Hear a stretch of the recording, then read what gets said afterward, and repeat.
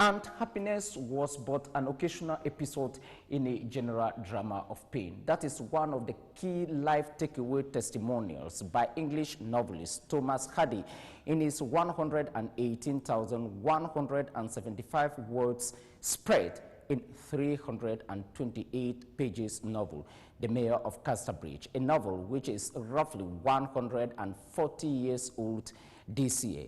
The awful sufferings undergone by the key characters in that novel, Elizabeth Jane Michael Henchard Fairfax, intelligently symbolizes the affliction afflicted and inflicted on the globe today by the coronavirus, a pandemic which has infected plus 11 million people globally, with roughly plus 500,000 others dead.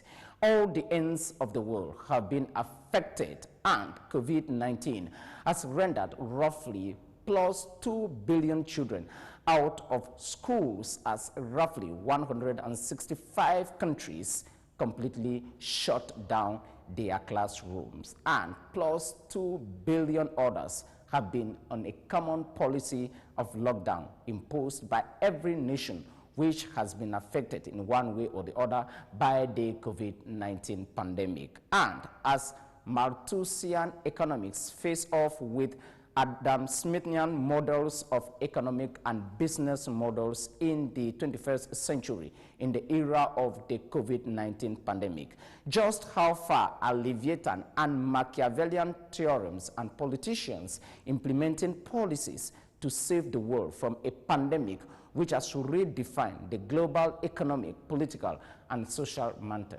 Today, we look just how far as 2020 responded to COVID-19 in this special program. I'm Charles Ebune in Yaoundé, your anchor.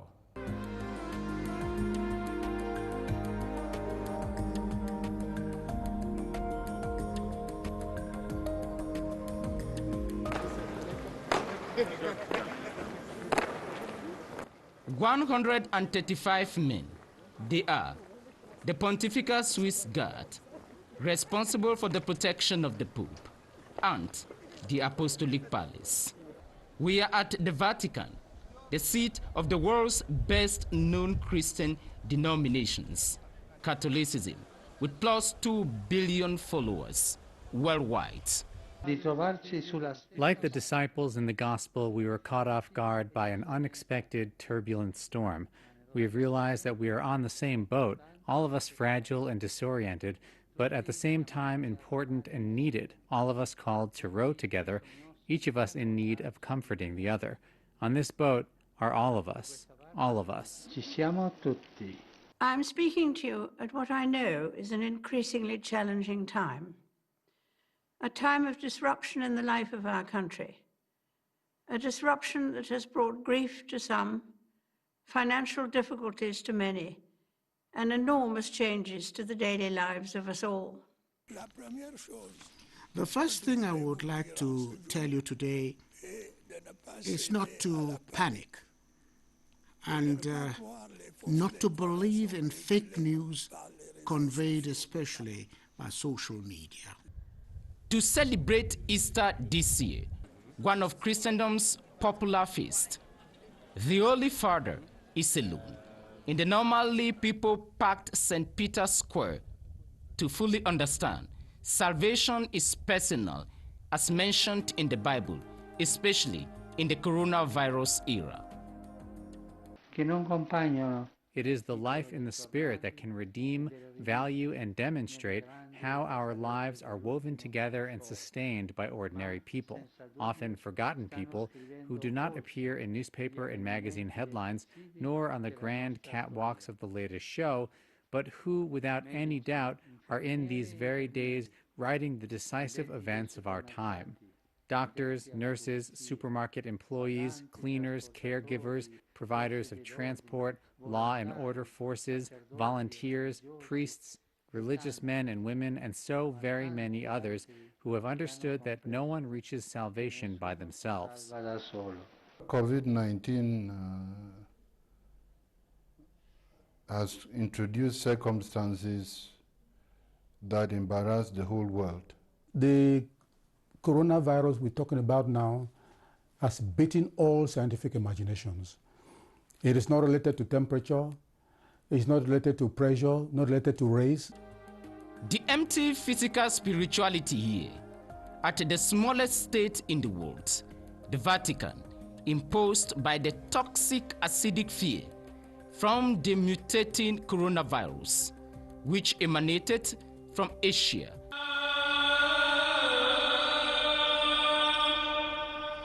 Is mirrored here at the Kaaba, the holiest site in Islam, with plus 1.5 billion devotees worldwide, one of the greatest daily crowded spaces in the world.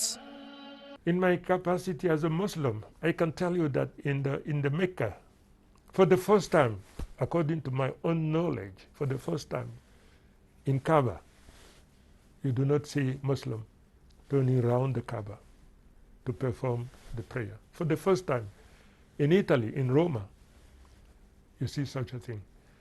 Just because this is life-threatening. This is not a joke. This disease does not have a remedy. There is no vaccine. What do you consider to be the best trading mark of Belgium, and how COVID-19 has negatively impacted that? I will not say it's the French fries because the name is not good for, for a Belgian product, although we think we invented that. No, I would say currently the best trademark we have in Belgium is our national football team, the Red Devils. And they've been strongly impacted because they cannot train anymore, because they cannot play anymore, because the current generation of Belgian football players is very good, and we had hoped to be the stars of the European tournament that has to take place this year in Europe, and we have to wait until next year. So yes, the impact has been used for the players themselves, but for the public as well, because we had very strong expectations, and we are all all hoping that they will still be very good next year at the European Soccer Cup. Today, a community of roughly 8 million people, the Jewish state of Israel, with its unique experience of tablet accounts, seems to have been taken aback, like many others, by the emergence of the coronavirus. This pandemic is not is something completely new and completely unexpected, but I believe that humankind and Israel, and together with our friends all over the world, we have the power and the capacity to overcome and perhaps to come out of it stronger and healthier. Was coronavirus a huge surprise to Canada? I have to say yes. I mean, we had the experience of SARS in 2003, and so we were aware that there were there was the possibility of dangerous viruses emerging. I think it's not only Switzerland, but many countries, or most countries in the world, they didn't expect the spreading speed of this virus. And once more, I think after this crisis is going to be over, we really need to have a deep, in-depth lesson learned exercise. This is the worst crisis we have seen since at least the end of the Second World War. And it coincides with today's Europe Day, which is celebrated each year on the 9th of May. And a look back at the history of pandemics cancels one key conspiracy theories, that COVID-19 is a fabrication of the Chinese in their roughly 460 laboratories. Look at the Black Death of the 14th century, which killed roughly 200 million people. Take equally the Spanish flu of 1918-1920, which killed plus 50 million people. That is more than the number of people killed in World War I. And what about the HIV and AIDS and other pandemics and epidemics as illustrated in this graphic? This is a clear testimony that there has been some element of negligence from governments, institutions, and research worlds vis-a-vis COVID-19. Remember, on December 2, 2014, President Barack Obama, in a speech in Maryland, the United States of America, cautioned the entire world to be prepared for another pandemic like one which happened roughly a century ago. And that, of course, had been made evidence back in 2005 by the Bush administration, by the chief tenant of the White House at the time, President Bush, after reading The Great Influencer, written by John Barry. Elements like this put everybody on the same page of information. We are not yet there after First World War, when we had also a very big bout of flu, you know, the Spanish flu at that time, which was terrible. I know many family members died, very old family members now, but at that time it was very, very difficult, just after the World War. But I would say since the Second World War, it must be the most, most difficult sanitary crisis, but also maybe one of the most difficult economic crises, because the impact has been so huge on our countries. The idea that a virus or a respiratory virus could come and really cause a lot of death, it's something that WHO has been working on. What has been surprising is rather the severity, including in countries with a robust health system. That came as really a major surprise, and it was something that was unexpected. And this is Wuhan, the metropolitan headquarters of the Central Chinese landlocked Hubei province, established today as the hometown of the novel coronavirus. The coronavirus belongs to a family, a very wide family of coronavirus. And we know that this coronavirus belongs to a particular coronavirus, which determines, which has a very special target to the respiratory tract in humans.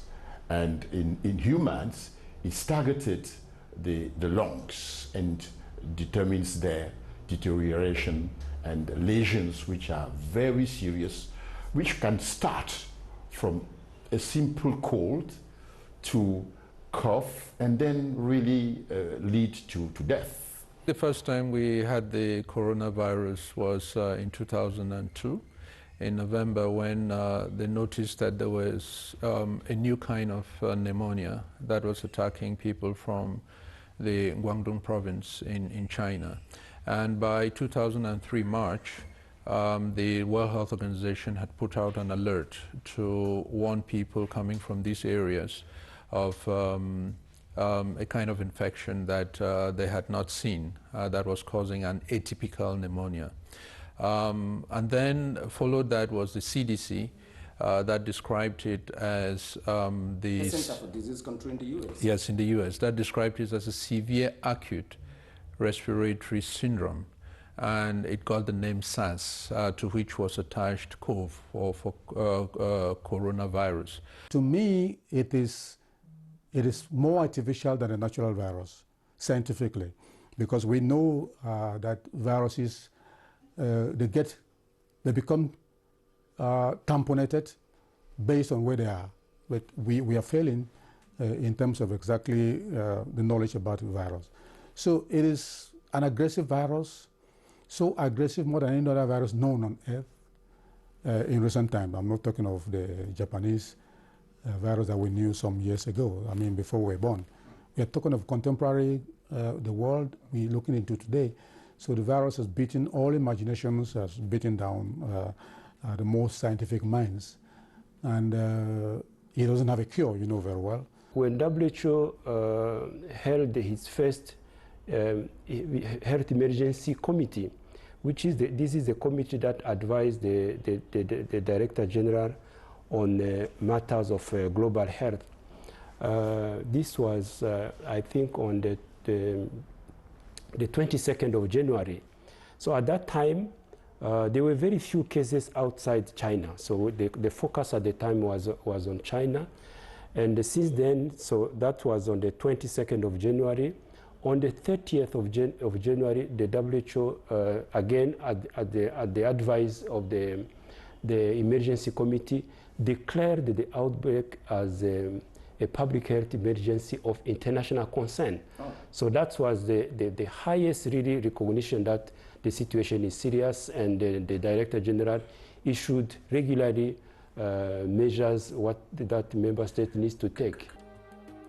The market scene has been qualified as one of the surest means through which the virus was potentially passed from animal to man. The coronavirus, these are a family of viruses. A family that can cause disease from, mild, like the common cold, and then you can have severe ones like we're having now. You remember there was once you've heard about SARS, severe acute respiratory syndrome. You heard about it. It was a coronavirus that caused that. You heard about the MERS, the Middle East respiratory syndrome. It was the coronavirus. Now we have this. It's zoonotic, meaning the viruses that go from animals to man. Scientifically, where is corona coming from? Well, I think corona is coming from a natural infection that mutated, and I don't think that it's a biological weapon. I equally don't think that people should lay the blame again on one way or the other. The reason being that when things mutate, they can take new forms. And it's been 17 years that researchers have been trying to get a vaccine. We cannot waste time on the problem to know whether it's a natural raising from animal virus or a prepared or artificial virus. What is absolutely important for us today is that this virus has spread all over the world, determining a very unique disease after the Spanish flu of 1918, and blocking the whole socio-economical world from United States to poor countries as our own.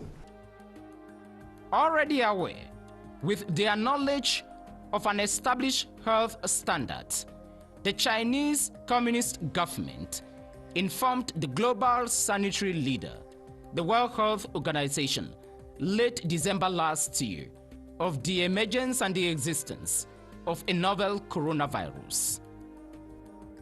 Looking how WHO was informed quite early, around 5th of January of this year, or rather end of last year, on the 30th.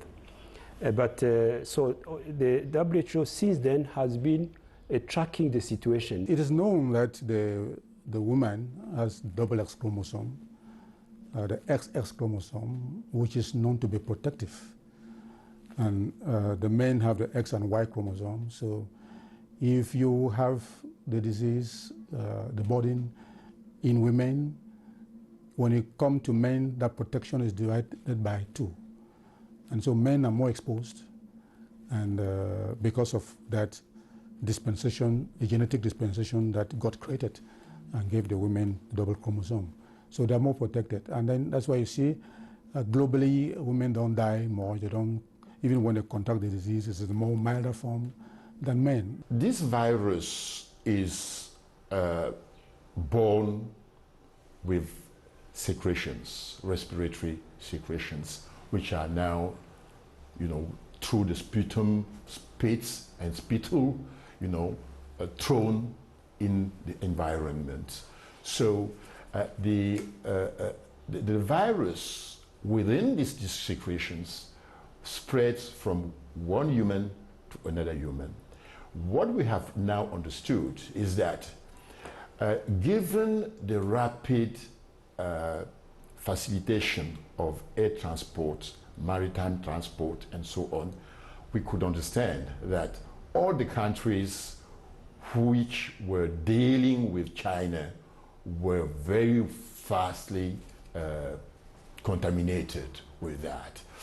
It came at a time when the season was appropriate, and there was a lot of travel. And if you look at most of the cases in different places where it has occurred, you would notice that it's done by importation or people who have traveled to these areas.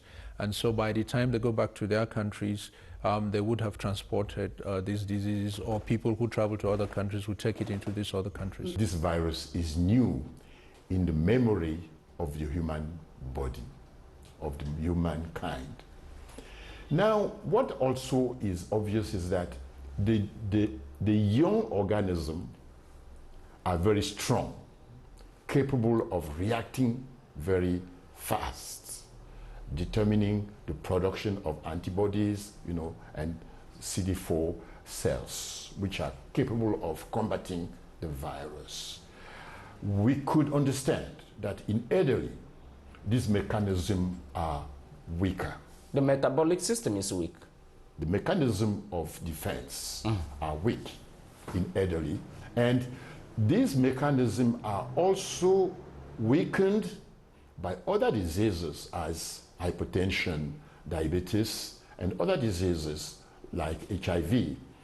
And we could now understand that when this virus enters in a community, it would target very seriously the elderly more than young people. One of the policies adopted by the Chinese government to contain the spread of the coronavirus, followed by other governments across the chessboard, was the imposition of a health quarantine, simply referred to today as the lockdown option. I want to thank everyone on the NHS frontline, as well as care workers and those carrying out essential roles, who selflessly continue their day-to-day duties outside the home in support of us all. I'm sure the nation will join me in assuring you that what you do is appreciated, and every hour of your hard work brings us closer to a return to more normal times. I also want to thank those of you who are staying at home, thereby helping to protect the vulnerable and sparing many families the pain already felt by those who have lost loved ones. Admittedly, this is a daunting challenge. However, we can meet it together as we did in many other circumstances. I also want you to know that the government, at my behest, is doing its utmost to bail us out of this serious health crisis. I would say that what we've done so far in Cameroon is good. I was recently out of this country, and I know we are doing a marvelous job here. And I would ask all Cameroonians to follow all the rules which have been given by the head of state and by the Prime Minister. We also had messages addressed to the population, because we found that the response by the population to the measures taken by government were found wanting, and there was a need to also indicate that the population had a responsibility in ensuring that they respected the measures. You go to an extreme part of the world like Brazil, which just clocked plus 1 million infections. They are skyrocketing. The same with the United States of America, the same with Italy, not Chinese neighbors. What explains such a geographical disparity in the infections rate? You look at a country like South Africa, so high. Lesotho, which is even embedded inside South Africa, maybe 1 or 2 patients. I think that this is the rapid the rapid ability of this virus taking advantage of the links, the commercial links between China and these countries. You know that we have discovered that the commercial links between China, Europe, United States, and so on are very intense, very important.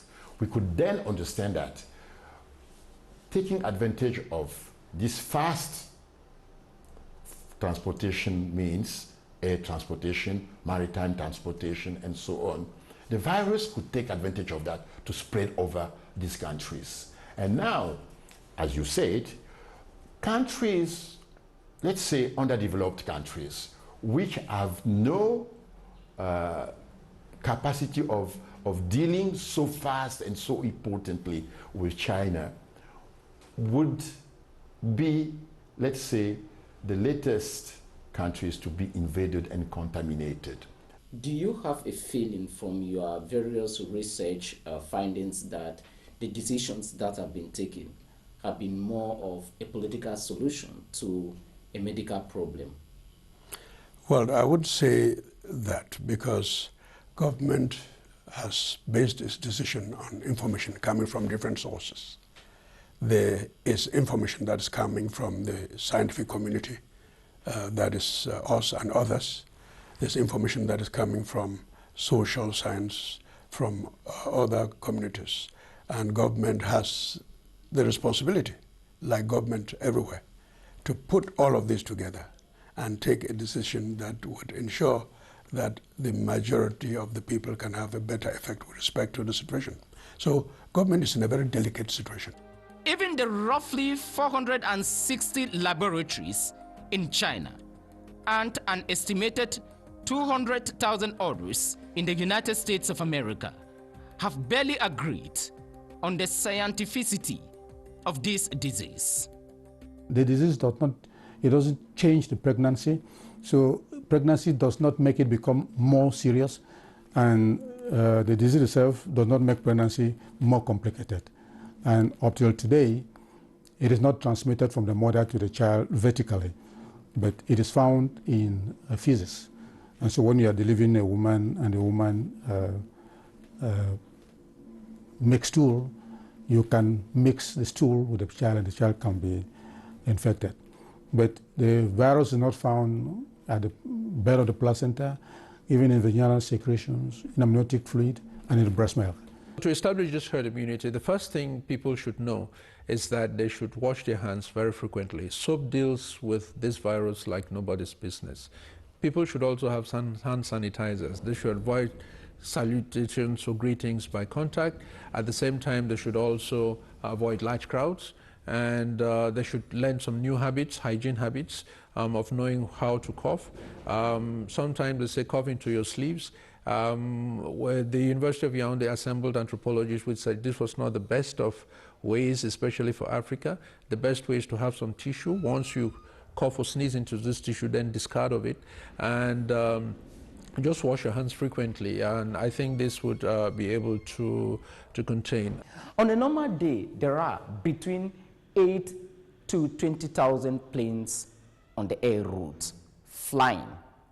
Back in 2001, on the 9/11 day, the day of the worst terrorist attacks inside the United States of America, there were roughly 415 planes on the American air route. The then U.S. National Security Advisor, Condoleezza Rice, the only most senior administration official found at the White House, ordered for all of them to be rerouted. And for those who were already almost landing, they were simply asked to tax in all the airports across the United States of America. With COVID-19, the Trump administration did not only close the American airspace, but the entire global air route was shut with unimaginable economic implications.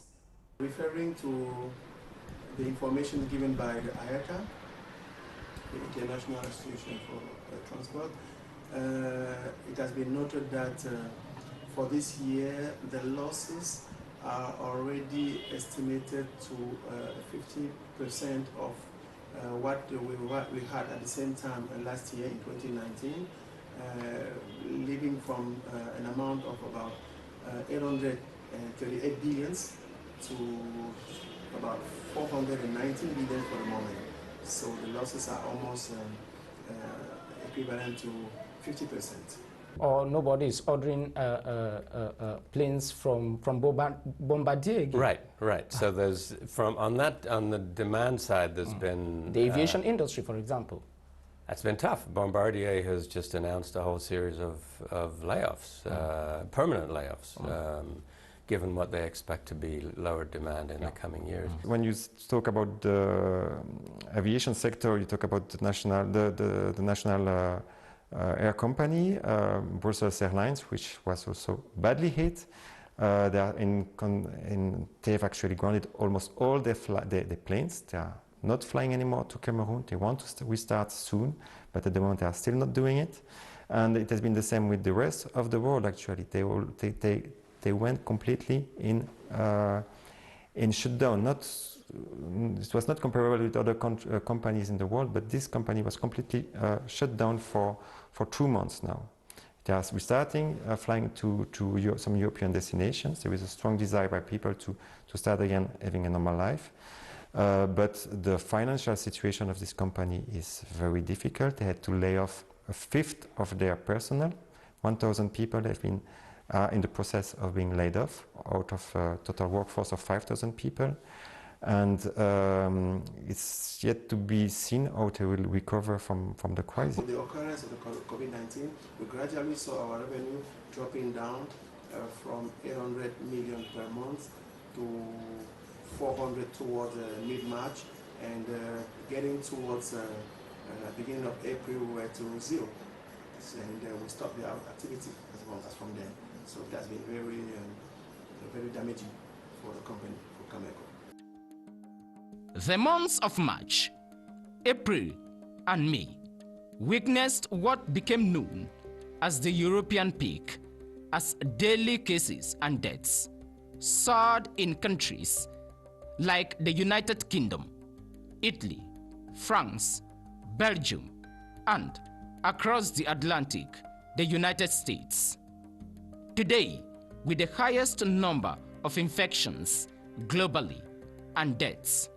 We are quite resilient, but we are a very globalized country. So if you look at the European map and you look Switzerland and you look around us, Italy, the northern part of Italy, it's at the border to Switzerland. And the second very affected country is France. So it's impossible to close border to the pandemic. This is the reason why Switzerland has been also heavily hit.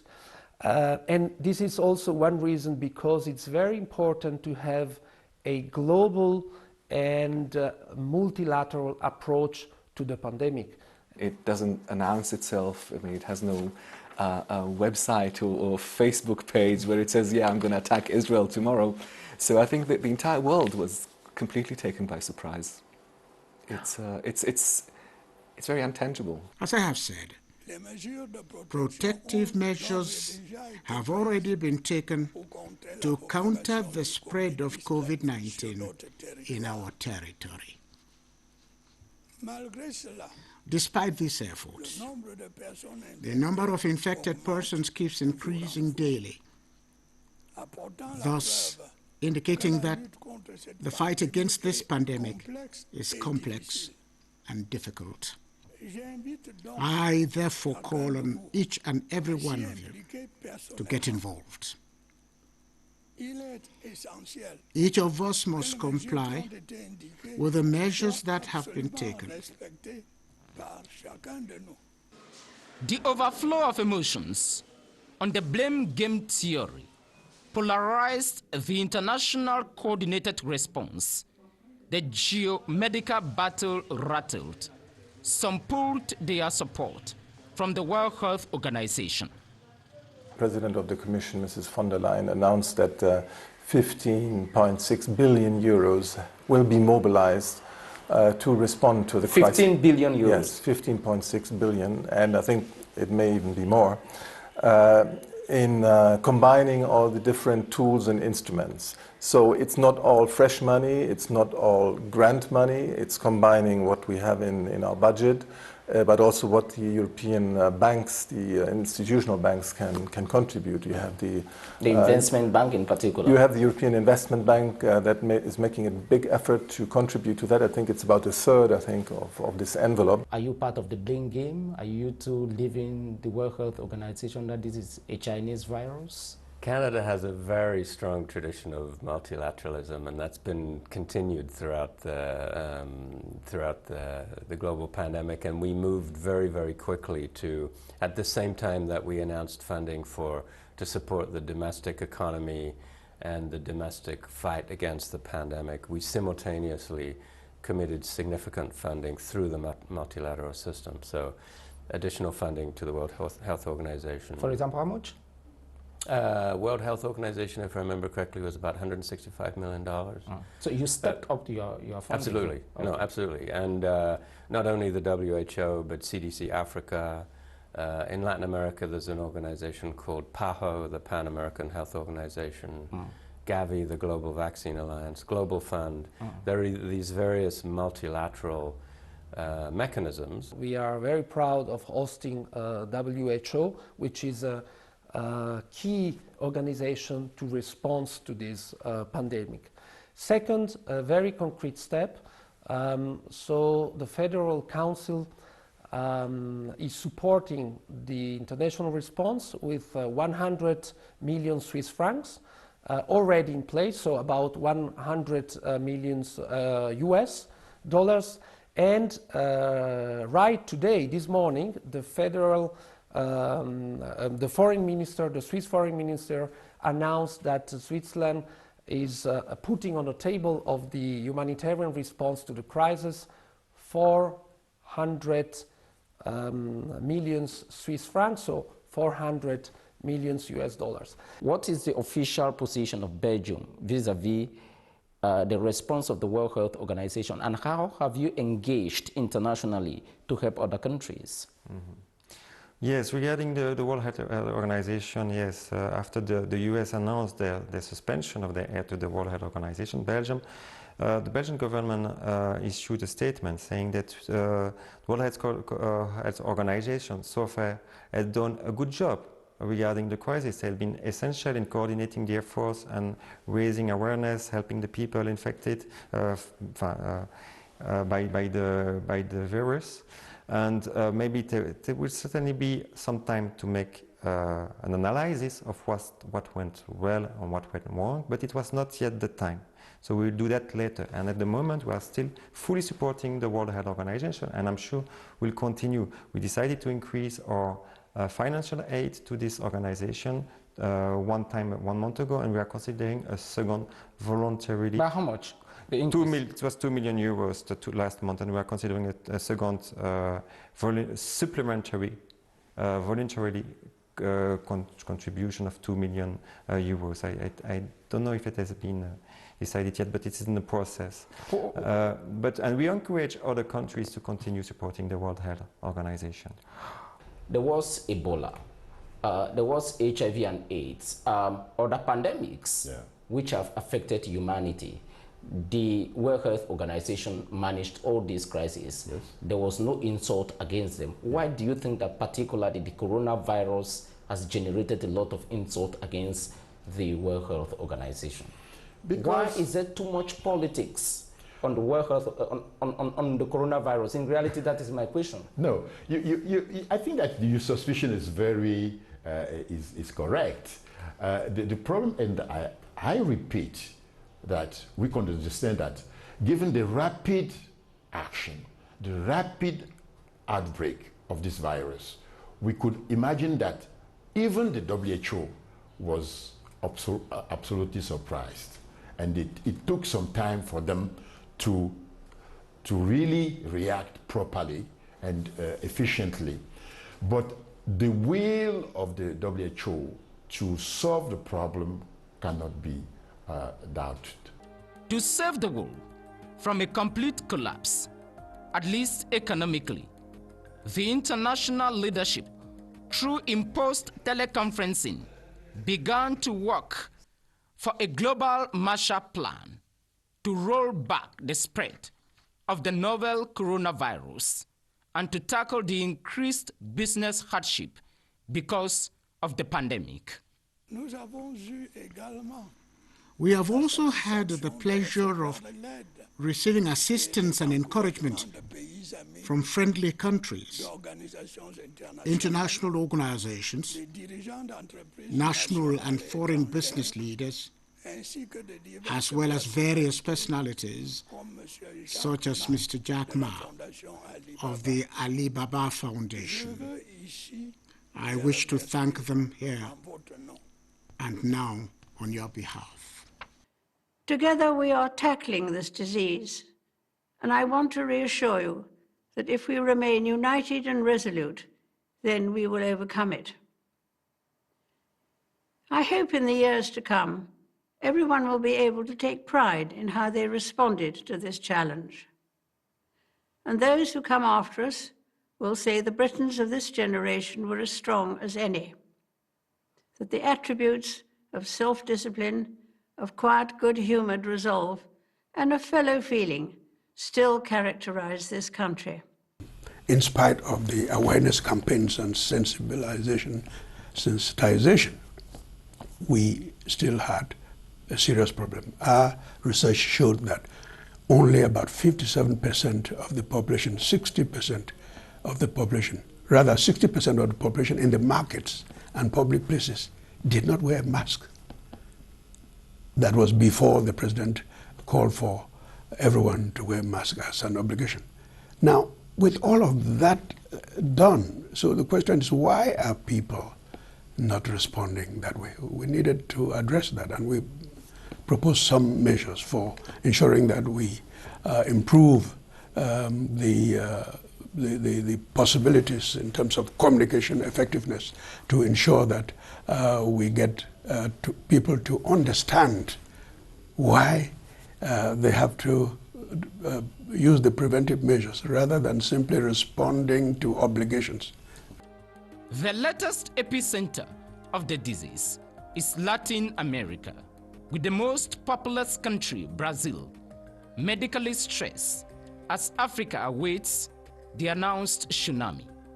The first group of measures is public health measures, non-therapeutic, what we call. Sure. The second one is to really track the patient or the people who are suspected to have the virus. So it means try to identify everyone who may have the virus, isolate the person, treat the person, and also track the contact of this person to make sure that you remove these people from the community. One of the key fallouts of the coronavirus has been the severe disruption of the established social contract. At least 2 billion learners affected by school closures, meaning out of 10 students, 8 have been chased out of school because of the novel coronavirus. I believe that life will no longer be the same after this, because a lot of people have learned to be humble. They've learned that, you see, with all what you have as wealth and position, you could be victim of a tragedy like this one. And I hope that we learn that lesson and that our relationships would be improved by what we do. To take the world out of this mess, which has completely altered this year's global, continental, and country plus personalized agendas, the development of a vaccine has been chanted as the most advanced option for human survival. Is Israel developing a vaccine? Well, actually, yes. I mean, Israel, like many countries in the world, is trying to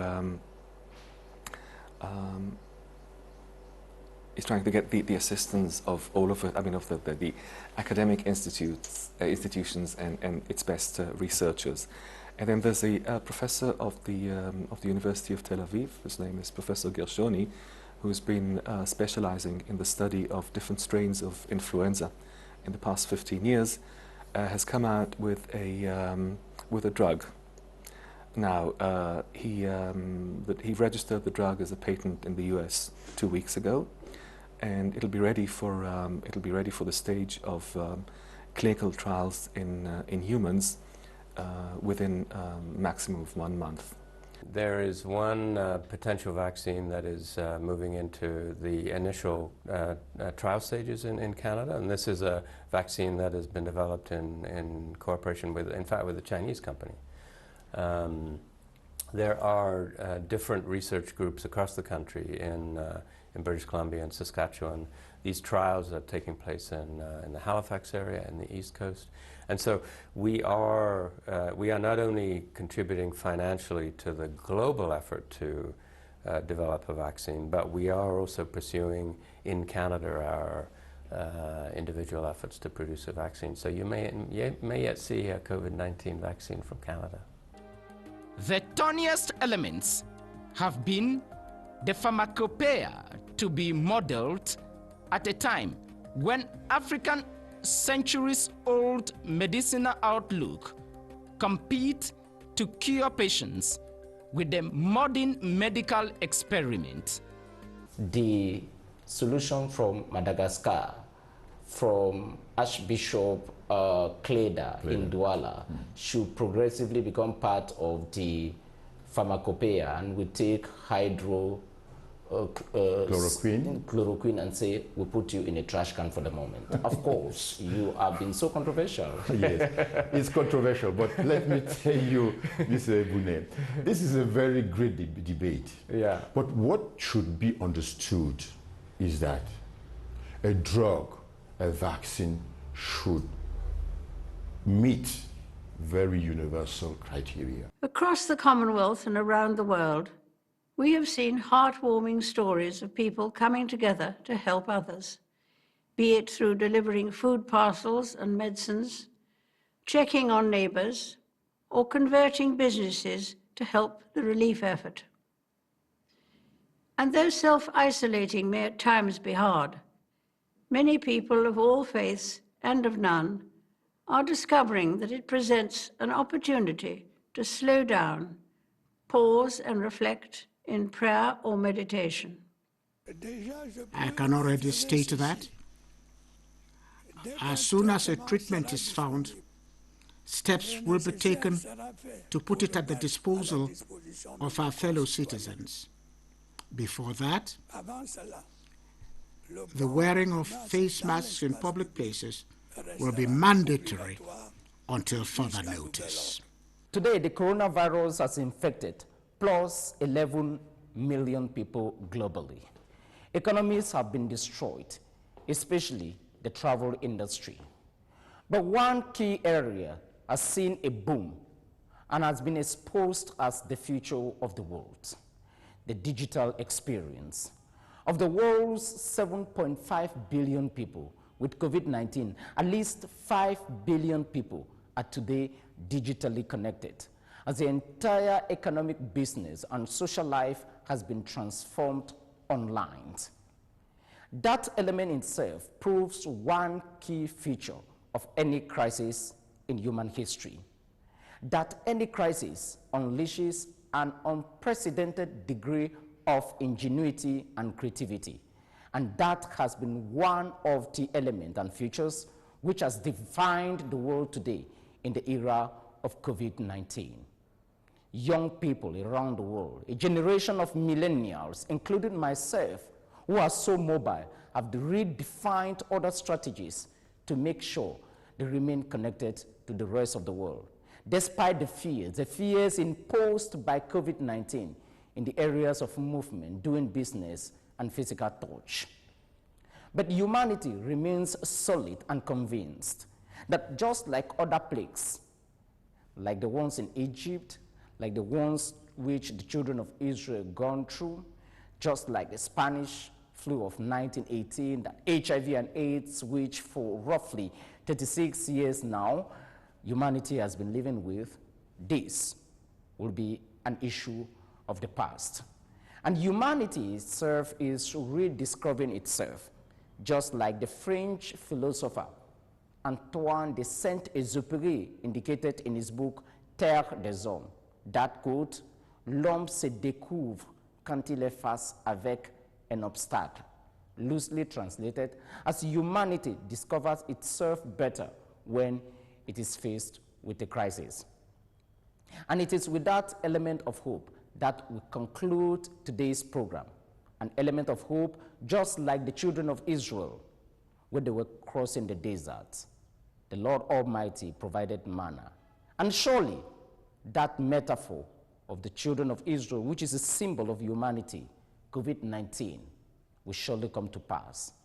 And God remains faithful to his generation, at least for those who believe in his existence. And I leave you in this song of hope rendered to us in the Douala language by one of us, Charlotte Mbango. On behalf of the entire production crew, it is in reality hymn 196 of the Douala Church hymnary, and particularly verse 4.